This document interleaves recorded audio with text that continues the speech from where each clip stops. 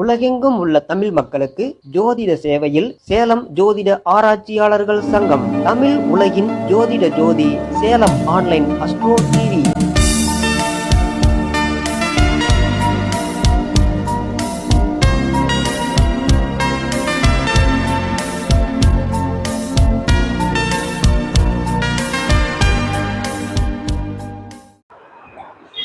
அனைவருக்கும் வணக்கம். சேலம் ஜோதிட ஆராய்ச்சியாளர்கள் சங்கத்தினுடைய 19வது மாதாந்திர கருத்தரங்க நிகழ்ச்சி மிகவும் சீரும் சிறப்புமாக நடைபெற்று கொண்டிருக்கிறது.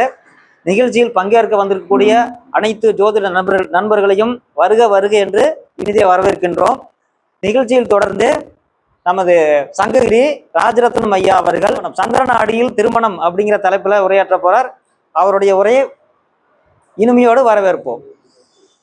ஆதி என்னும் பராபரையே, அன்பான மனோன்மணியே, ஜோதி எனும் பஞ்சகத்தாலே, சொற்பெரிய கரிமுகனே, தீது நீக்கும் கந்தவளே, திருத்துகின்ற குருநாதர்களே, 18 சித்தர்களே, பண்பான பரமசிவமே, ஓதியே ஜோதிடங்கள் உரைப்பதற்கு நாத விந்து வடிவாக நல்ல துணை ஆவீரே. இப்ப இந்த பாடல்ல சொல்லப்பட்ட அனைவர்களும் சேர்ந்து நமக்கு கொடுத்ததுதான் இந்த உலகத்தில் உள்ள அனைத்து சாஸ்திரங்களும். இதில் ஆயக்கலைகள் 64, அதில் 8வது கலையாக ஜோதிடம். இந்த ஜோதிடத்தில் சொல்ல முடியாத ஒரு தகவல் இருக்கிறதா என்று சிந்திப்போமானால் எல்லாமே சொல்ல முடியும். அதற்கு எது தேவை? போதிய அனுபவம், நிதானமான அறிவும், அதிக ஆயுளும். ஜோதிடத்துல என்ன சொல்ல முடியும் அப்படின்னு பார்த்தீங்கன்னா எல்லாத்தையுமே சொல்ல முடியும். இதுக்கு முதல் தேவை என்ன? நாம கற்பதை விட நம்முடைய குருமார்களை பின்தொடர்வதை விட உங்களுடைய அன்றாட நடவடிக்கையை கவனித்து பாருங்க. பழைய வாசன் பஞ்சாங்கத்துல சொல்லியிருப்பான் 87வது பக்கத்துல கிரக காரகத்துவங்கள் அப்படின்னு, கிரகத்தினுடைய நிறங்கள் அப்படின்னு. இங்க எல்லாரும் ஒவ்வொரு வகையில ஒவ்வொரு வர்ணத்துல உடை உடுத்திருக்கும். அந்த உடையினுடைய வர்ணத்திற்கும் இன்னைக்கு அவங்களுடைய ஜாதகத்துல நடக்கிற தசா புத்தி அந்தரம், இந்த 3 கிரகங்களும் இந்த நிறத்துக்கு உடைய நட்சத்திரத்தினுடைய காலில் தான் பயணித்துக் கொண்டிருக்கும். அதில் எந்தவித மாற்றமும் இல்லை. இதற்கு அடுத்து சந்திரநாடி என்ற ஒரு முறையை அறிமுகப்படுத்தியிருக்கிறார்கள். இந்த முறையில் ஒரு மனிதன் உங்களுடைய வாழ்க்கையை உற்று கவனிக்கக்கூடிய மனோபக்கம் இருக்கும் பட்சத்தில் வந்திருக்கக்கூடிய வாடிக்கையாளர் இதை நோக்கித்தான் பயணப்பட்டிருக்கிறார், இந்த பயணம் இத்தோடு முடியும் என்பதை அறுதிட்டு பேசிட முடியும். அப்படி வச்சு பார்க்கும்போது இந்த சந்திரநாடி என்ன அப்படின்னு எடுத்துக்கிட்டிங்கன்னா, பிறந்த காலத்தை தொடர்பு கொள்ளும் கோச்சார சந்திரன். தொடர்புன்னா சேர்ந்திருக்கலாம் அல்லது பார்த்திருக்கலாம். இந்த ரெண்டினுடைய தொடர்பு தான் உங்களுடைய ஜாதகத்துல அன்றைய நாள் அடுத்து வரும் நிகழ்வுகளை தெளிவாக அறுதிட்டு அடையாளம் காட்டக்கூடிய ஒரு நிகழ்வாக அமையும். அதில் எந்தவித சந்தேகமும் இல்லை. சரி, இதுல இன்னைக்கு தற்போதைய நிலைமையில இன்னைக்கு அவிட்ட நட்சத்திரத்துல இப்ப 4ஆம் பாத்திர சந்திரன் போயிட்டு இருக்காங்க. இப்ப இந்த கும்பராசியில் எந்த கிரகம் யாருக்கு இருக்கிறதோ அவர்களுடைய ஜாதகத்தை அவர்களே கவனித்து பாருங்கள். அவர்களுடைய தசாபுத்தி நடக்கும் பட்சத்தில் இன்னைக்கு அவங்க நினைக்கிற காரியம் ராகு, கேது, சனி, செவ்வாய் சம்பந்தப்பட்டு இருக்கும் பட்சத்தில், கும்பராசியில் இருக்கும் பட்சத்தில் இன்று அவர்கள் எடுக்கக்கூடிய முடிவு அவர்களுக்கு பாதகமாக அமையும். குரு, சந்திரன், சுக்கிரன், புதன், குரு இவங்க சம்மந்தப்பட்டிருந்தாங்க அப்படின்னு பார்த்தீங்கன்னா, அந்த ராசி கட்டத்தில் அவங்க இருந்தாங்க அப்படின்னு பார்த்தீங்கன்னா இன்னைக்கு சுபகாரியங்கள் நடக்கிறதுக்கான வாய்ப்புகளை கொண்டு வந்து வரும். அடுத்து ஒரு ஜாதகத்தில் கோச்சார சந்திரன் பிறந்த கால சூரியனை தொடர்பு கொள்ளும் பட்சத்தில் அது எந்த லக்னமாக இருந்தாலும் அந்த சூரியனுடைய காரகத்துவங்கள் சம்பந்தப்பட்ட பதிவுகள் தான் அன்று கேள்வியாகவும் பதிலாகவும் இருக்கும். இது தசாபுத்தியாக இருக்கும் பட்சத்தில் மிக வலுவாக இருக்கும். தசாபுத்தி இல்லாத பட்சத்தில் அந்த கோச்சாரம் கடக்கும், அந்த ராசி கட்டத்தை கடக்கும் நாள் வரை, அல்லது அந்த ராசி கட்டத்தை சந்திரன் 21 கதிர்களை எடுத்துக்கொள்கிறார். அப்படி வச்சு பார்த்தீங்கன்னா ஒவ்வொரு கிரகத்துக்கும் ஒவ்வொரு கதிர் இருக்குது. அந்த கதிரினுடைய தன்மையை அறிஞ்சு நீங்க பலன் சொல்ல ஆரம்பிச்சீங்கன்னா உங்களுடைய நல்லது கெட்டது நாட்களை, கிரகத்தினுடைய கதிர்களை உங்களால் அறிந்து கொள்ள முடியும் பட்சத்தில் நீங்கள் சொல்லக்கூடிய தகவல்கள் எத்தனை நாட்களில் நடக்கும், எத்தனை மணி நேரத்தில் நடக்கும், எத்தனை மாதத்தில் நடக்கும், எத்தனை வருடத்தில் நடக்கும் என்பதை தெளிவாக அறுதிட்டு சொல்லிவிட முடியும். அதற்கு அடுத்தது செவ்வாயை சந்திரன் தொடும் பொழுது அவன் யார் கேட்பான்? இளைய சகோதரத்தை கேட்பான், பணத்தை கேட்பான், வண்டி வாகனத்தை கேட்பான், அதிகாரத்தை கேட்பான், ரத்தத்தை கேட்பான். இதை தவிர வேற எதையும் புதுசாக கேட்டுற முடியாது. இது சார்ந்த காரகத்துவங்களை கேட்பானே ஒழிய அது இல்லாமல் புதிதாக எதையும் சொல்லிவிட முடியாது. அதற்கு அடுத்தது செவ்வாய்க்கு அடுத்தது புதன். இந்த புதனை தொடும் பொழுது அங்க வந்திருக்கிறது தாய்மாமன் சம்பந்தப்பட்டது, வரையறைக்கு உட்பட்ட அளவுக்கு உட்பட்ட நிலங்கள், அதாவது ரியல் எஸ்டேட் சம்பந்தப்பட்டது. இது அது மட்டும் இல்லாமல் தாஸ்தாவேஷுகள், இது இல்லாமல் தோல் நோய்கள் சம்பந்தப்பட்டது, இது இல்லாமல் அலர்ஜி சம்பந்தப்பட்டது, இது இல்லாமல் நரம்பியல் சம்பந்தப்பட்டது, இது இல்லாமல் பத்திரப்பதிவு சம்பந்தப்பட்டது, அது பேப்பர் சம்பந்தப்பட்ட தாஸ்தாவேஷுகள், இதோடு சேர்த்து கல்வி. இதை தவிர வேற எதுவும் கேட்பதற்கான வாய்ப்பு இருக்காது. அடுத்தது குருவை தொடும் பொழுது அந்த குரு சம்பந்தப்பட்ட காரகத்துவங்கள், தன்னை விட மூத்தவர்கள், மஞ்சள் சம்பந்தப்பட்டது, தங்கம் சம்பந்தப்பட்டது, தன்னை விட அதிகம் கற்றுள்ள குருமார்கள் சம்பந்தப்பட்டது, மூத்த சகோதரம் சம்பந்தப்பட்டது, இதை தவிர வேற எதுவும் கேட்கறதுக்கான வாய்ப்பு இருக்காது.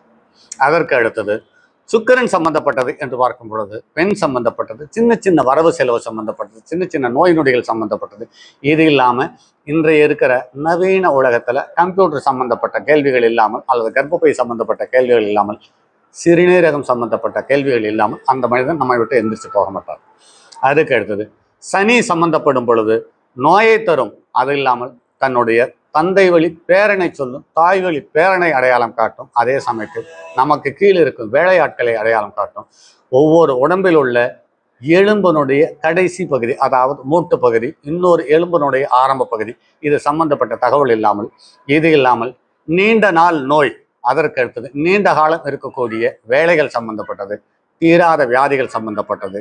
இது மட்டும் இல்லாமல் தந்தை வழி வம்சாவளியில் இருக்கக்கூடிய குல தெய்வத்தினுடைய கேள்விகள் இல்லாமல் எழுந்து போவதற்கான வாய்ப்பில்லை. அதற்கு அடுத்தது ராகு சம்பந்தப்படும் பொழுது முன்பின் தெரியாத மனிதர்கள், அந்நிய இனத்தவர்கள், அதே சமயத்தில் அது மட்டும் இல்லாமல் செயற்கையாக உருவாக்கப்படக்கூடிய அனைத்து பொருள்கள் சம்பந்தப்பட்ட கேள்விகளை இல்லாமல் அவர்கள் எழுந்து போக மாட்டார்கள். கேது இது இல்லாமல் தந்தை வழி தாத்தாவனுடைய வம்சாவளிகள் சம்பந்தப்பட்ட விஷயங்கள், இது இல்லாமல் அலர்ஜி சம்பந்தப்பட்ட நோய்கள் சம்பந்தப்பட்ட தகவல் இல்லாமல் எதிர்த்து போக மாட்டாங்க. அதற்கு அடுத்தது கேது என்று பார்க்கும் பொழுது தாய் வழியினுடைய சொந்தங்கள் சம்பந்தப்பட்டது, ஆன்மீகம் சம்பந்தப்பட்டது, இது இல்லாமல் உடலில் ஏற்படக்கூடிய கண்ணுக்கு தெரியாத அலர்ஜி சம்பந்தப்பட்ட தகவல்கள், இது இல்லாமல் ஆன்மீகம் சம்பந்தப்பட்டது, மதிமுக்கால் மந்திரங்கால் வேலை, அதே சமயத்தில் கண்ணுக்கு தெரியாத தாந்திரிக சம்பந்தப்பட்ட கேள்விகள் இல்லாமல் எழுந்து போக மாட்டார்கள்.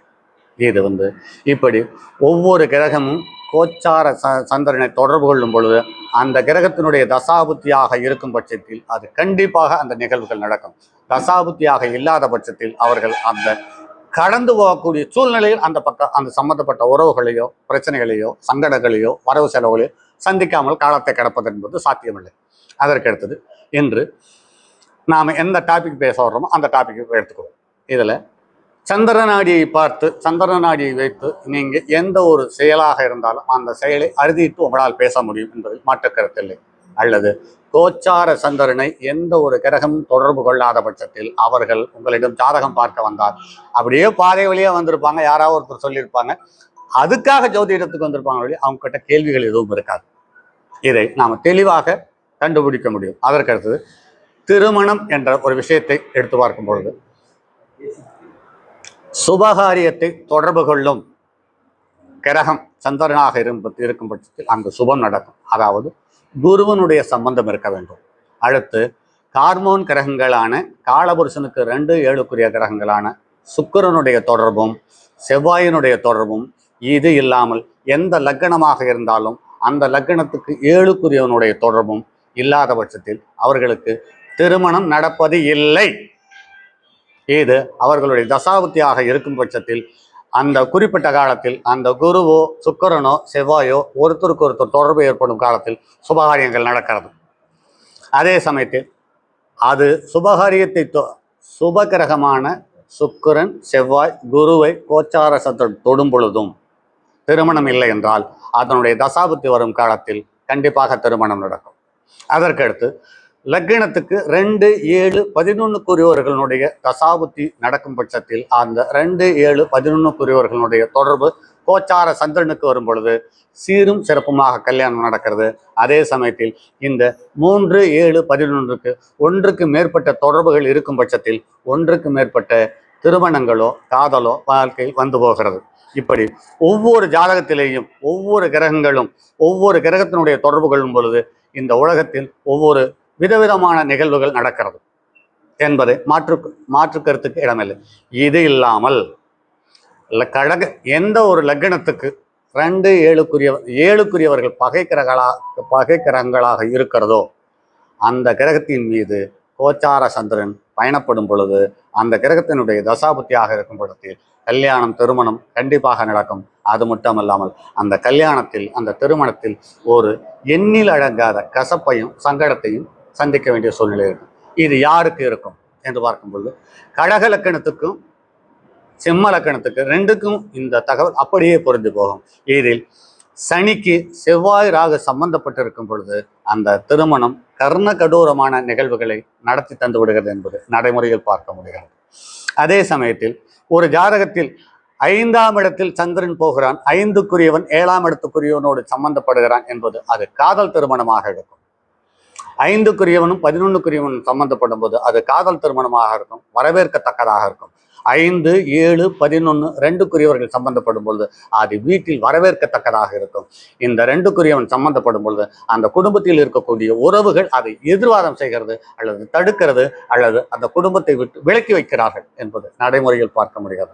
இப்படி ஒன்றுக்கு மேற்பட்ட கிரகங்கள் எந்த ஒரு கிரகத்தில் ஒன்றுக்கு மேற்பட்ட கிரகங்கள் தொடர்பு பெறுகிறதோ அந்த கிரக காரகத்துவ உறவுகள் அந்த கிரகத்துக்கு நட்பாக இருக்கும் பட்சத்தில் நன்மையையும் பகையாக இருக்கும் பட்சத்தில் பாதகத்தையும் தருகிறது என்பது நடைமுறையில் எண்ணற்ற ஜாதகத்தில் பார்த்திருக்கிறோம்.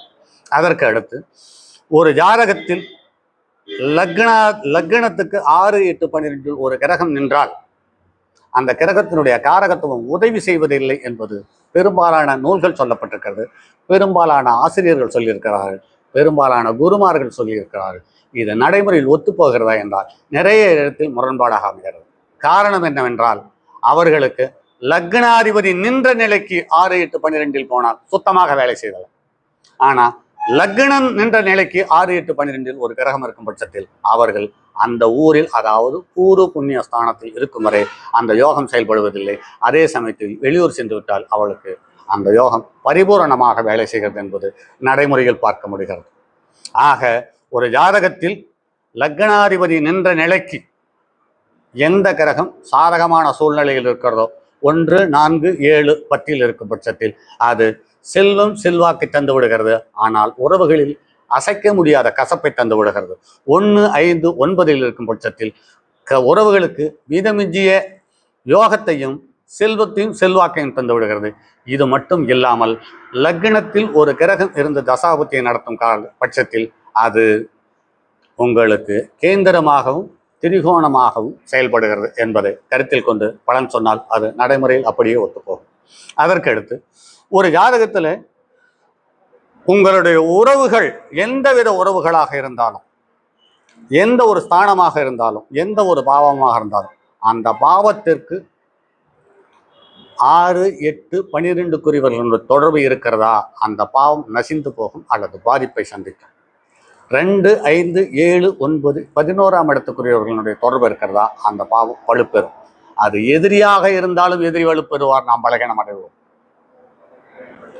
நண்பராக இருந்தால் நண்பர் வலுப்படுவார், நாம் பாதிக்கப்பட போகிறோம். அல்லது நண்பனோடு சேர்ந்து நண்பனுடைய கிரகம் நம் கிரகமும் அதிக பாகை பெற்று ஒரே கோணத்தில் இருந்தால் இந்த 12 கட்டத்தில் 360 டிகிரி எந்த கட்டத்தில் இருந்தாலும் ஒரே பாகை அமைந்திருக்கும் பட்சத்தில் அது அவர்களுக்கு யோகத்தையும் செல்வத்தையும் செல்வாக்கையும் அள்ளி தந்து விடுகிறது என்பது கருத்தில் கொள்ளுவோம்.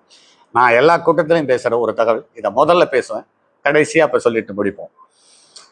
லக்னத்துக்கு 6ஆம் இடம் என்பது பார்க்கும்போது எதிரி, கடன், நோய், அவஸ்தை இதை தருவார். 8ஆம் இடம் அவமானம், மரண பயம், சங்கடம், விபரீத ராஜயோகம். இந்த 8ஆம் இடத்தை இது அடையாளம் காட்டுகிறது. இந்த 2க்கும் இடைப்பட்டது தான் 7ஆம் இடம். ஆணாக இருந்தாலும் பெண்ணாக இருந்தாலும் வாழ்க்கை துணையை சந்திக்கும் பொழுது அந்த சந்தித்த பிறகு வாழ்க்கை துணையை அந்த அந்திம காலம் வரை கிடக்கும் வரையில் இந்த எதிரியும் வந்து விடுவான், கடனும் வந்துவிடும், நோயும் வந்துவிடும், அவமானமும் வந்துவிடும், விபரீத ராஜயோகமும் வந்துவிடும். ஆனால் நாம் என்ன சொல்றோம், கல்யாணத்தை பண்ணா சந்தோஷமா இருக்கும்னு சொல்றோம்.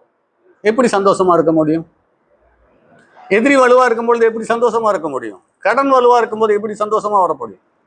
இந்த மனைவி நம்மோடு இருப்பாளா, நம்மளை புரிந்து கொள்வாளா என்ற எண்ணங்கள் மனதில் வரும்போது அவமானம் தானாக மேலெழுந்து விடுகிறது. எப்படி பெற முடியும்? ஆக ஒரு பாவம் என்று பார்க்கும் பொழுது அந்த பாவத்திற்கு முன்பின் இருக்கக்கூடிய பாவங்கள் நமக்கு வாழ்க்கையில் தசாபுத்தியாக வராத பட்சத்தில் அந்த உறவு நமக்கு யோகத்தை தந்து விடுகிறது. வரும் பட்சத்தில் கசப்பையும் அவமானத்தையும் அள்ளி தெளித்து விடுகிறது என்பது நடைமுறையில் பார்க்க முடிகிறது. அதற்கடுத்து இப்ப நண்பர் பேசினார், பொதுவா இதுவரையில் எந்த ஜோதிடர்களும் சொல்லாத ஒரு தகவல், உங்களுடைய பூர்வீகம் பலமான பகை பெற்றிருக்கிறதா, நீங்க அரசு வேலையில் இருப்பீர். அரசு வேலை 10ஆம் இடம் மிக வலுவாக இருக்கிறதா, நீங்கள் பூர்வீகத்தை விட்டு வெளியேறுவீர்கள். அதற்கடுத்து எந்த ஒரு ஸ்தானமாக இருந்தாலும் அந்த ஸ்தானத்திற்கு 4ஆம் இடம் வலுவாக இருக்கும் பட்சத்தில் அந்த ஸ்தானம் அவர்களுக்கு வலுப்பெறுகிறது. ஆக லக்னாதிபதி வலுவாக இருக்கும் பட்சத்தில் அவருக்கு லக்னத்துக்கும் 10ஆம் அதிபதிக்கும் ஒருத்தருக்கு ஒருத்தர் தொடர்பு இருக்கும் பட்சத்தில் அவருடைய வேலை கௌரவமாகவும் சந்தோஷமாகவும் செல்வத்தையும் செல்வாக்கையும் அள்ளித்தரக்கூடிய அற்புத பாவமாக அமைந்து விடுகிறது என்பது நடைமுறையில் பார்க்க முடிகிறது. அதே சமயத்தில் கடைசியாக நண்பர் சொன்னதுதான், நீங்கள் எந்த தசாபுத்தி நடந்தாலும் சரி, எந்த கிரகம் தசாபுத்தி நடந்தாலும் சரி, காவல் தெய்வத்தை மனமுவந்து தரிசனம் பண்ணுங்கள், அவருடைய காலடியை இறுகப்பற்றுங்கள். அது உங்களுக்கு மிகப்பெரிய ஒரு யோகத்தை தரும் என்பதில் மாற்று கருத்தில்லை. ஏன் காவல் தெய்வம்? இந்த காவல் தெய்வம் என்பது சனிக்கு சொந்தமானது. இந்த சனி என்பவன் காலபுருஷனுக்கு 10க்குரியவனும் அவனே, 11க்குரியவனும் அவனே. ஆக ஜீவனம் வலுவாக இருந்தால் உங்களை சுற்றி இருப்பவர்கள் உங்களுடைய கட்டுப்பாட்டுக்குள் வருவார்கள். தலைமை தாங்கு தகுதி வலுவாக இருந்தால் உங்களுடைய சுற்றி இருப்பவர்கள் உங்களுடைய கட்டுப்பாட்டுக்குள் வருவார்கள். இது ஒரு பகுதி. இன்னும் ஒரு தகவல் என்ன, நீங்க எந்த லக்னத்தை வேணாலும் எடுத்துக்கங்க, அந்த லக்னத்துக்கு பாதகமா வந்தது அப்படின்னு பார்த்தீங்கன்னா அடுத்து அதே சனியினுடைய இன்னொரு ராசி கட்டம் உங்களுக்கு சுபமாக யோகத்தையும் தந்து விடுகிறது. ஆக நீங்கள் எந்த தசாபுத்தி நடந்தாலும் சரி, உங்களுடைய குலதெய்வத்தையும் காவல் தெய்வத்தையும் மனமுவந்து வழிபடுங்கள். இது உங்களுக்கு ஒரு பெரிய மாற்றத்தை தரும் என்று கூறி வாய்ப்புக்கு நன்றி கூறி மறுத்தும் அடுத்தது ஒரு பதிவில் சந்திப்போம். அதுவரை உங்களிடமிருந்து விடைபெறுவது உங்கள் அன்பு நண்பன் எம் ராஜர்பின். தங்கமான் மழுவோடேந்தி தன்மதிர் தலையில் கொண்டோர் மங்கையர் பதிக்கச் சொன்ன மாமொழி ஜோதிடத்தை இங்கு யாம் உரைப்பதற்கோர் இமை என்னும் பிழை வராமற்காக்க செங்கன் மால் மருகன் யானைச்சிறன் பதம் காப்பதாமே. அடுத்து ஒரே ஒரு செகண்ட், நான் தனியாக ஒரு யூடியூப் சேனல் போட்டிருக்கேன். அந்த சேனலில் முந்தானத்து என்ன போட்டிருக்கேன்னா, 1949 பிறந்த ஒருவர் இருதார யோகம் என்ற ஜாதகத்தை அடிப்படையாக போட்டிருக்கேன். அதுக்கு அடுத்தது 1953 பிறந்த ஒருவருக்கு இந்த இருதார யோகம் எப்படி இருக்குன்னு போட்டிருக்கேன். நான் இன்னைக்கு ஃபீல்டுக்கு 27 வருஷம் ஆச்சு. புரியுங்களா? கிட்டத்தட்ட ஒரு 72,000 ஜாதகம் கையில் இருக்குது. இதில் ஏற்கனவே இருந்த ரிசல்ட் எல்லாம் ஜாதகத்திலேயே எழுதி வச்சிருக்கேன். அந்த தகவலை தான் வீடியோ போட்டிருக்கேன். முடிஞ்சா பாருங்க. அப்படி ஏதாவது சந்தேகம் இருந்தால் என்னுடைய அலைபேசி எண் 978889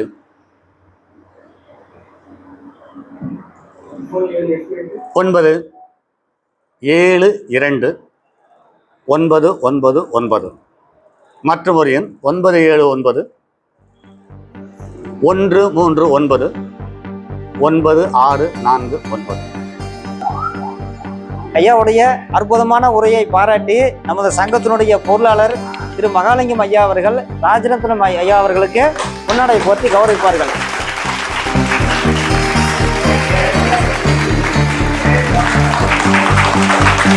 நன்றி.